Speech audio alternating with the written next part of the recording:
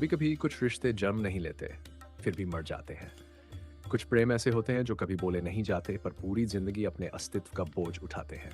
और जब महाभारत जैसा युग आता है तो वहां सिर्फ तलवारें नहीं, भावनाएं भी टूटती हैं। द्रौपदी पांचपतियों की रानी, पर मन का कोना कहीं और जुड़ा था, उस व्यक्ति से जिसने सबसे ज्यादा अपमानित किया था। कर्ण वह वीर जिसने सब कुछ पाया, पर जिसे एक स्त्री की स्वीकृति कभी नहीं मिली। एक रात युद्ध से कुछ दिन पहले द्रौपदी के पास एक पत्र आता है, किसी गुप्त दासी के हाथों।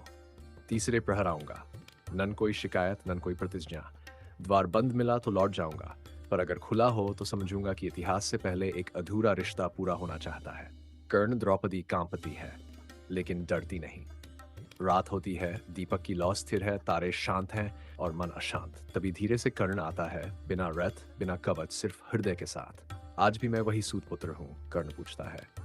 नहीं, द्रौपदी की आवाज कांपती है।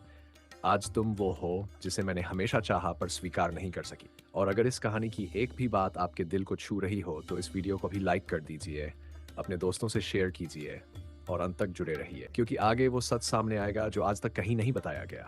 उस रात कुछ नहीं कहा गया, ना कोई वचन, ना धर्म, ना समाज। सिर्फ दो मौन आत्माएं थीं, एक चुंबन, एक स्पर्श और एक रात जिसने उनके भीतर जलती आग को ठंडा कर दिया। सुबह कर्ण चला गया।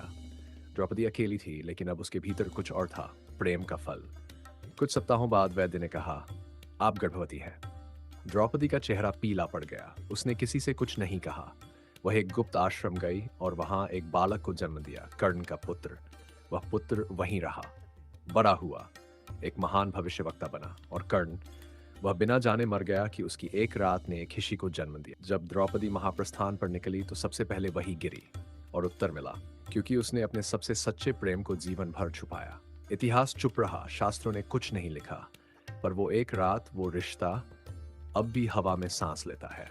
और अगर आपने इस कहानी को यहाँ तक सुना है तो आप महसूस कर चुके हैं कि इतिहास ने कितनी कहानियां छुपा रखी हैं। कमेंट करें, अगर द्रौपदी ने कर्ण को स्वीकार किया होता तो क्या महाभारत होता ही नहीं। और ऐसी सच्ची छुपी कहानियां सबसे पहले पाने के लिए अभी चैनल सब्सक्राइब करें और हमारी मेंबरशिप ज्वाइन करें, क्योंकि अगली कहानी उस पुत्र पर होगी जिसे कोई नहीं जानता, पर जिसने युग बदल दिया।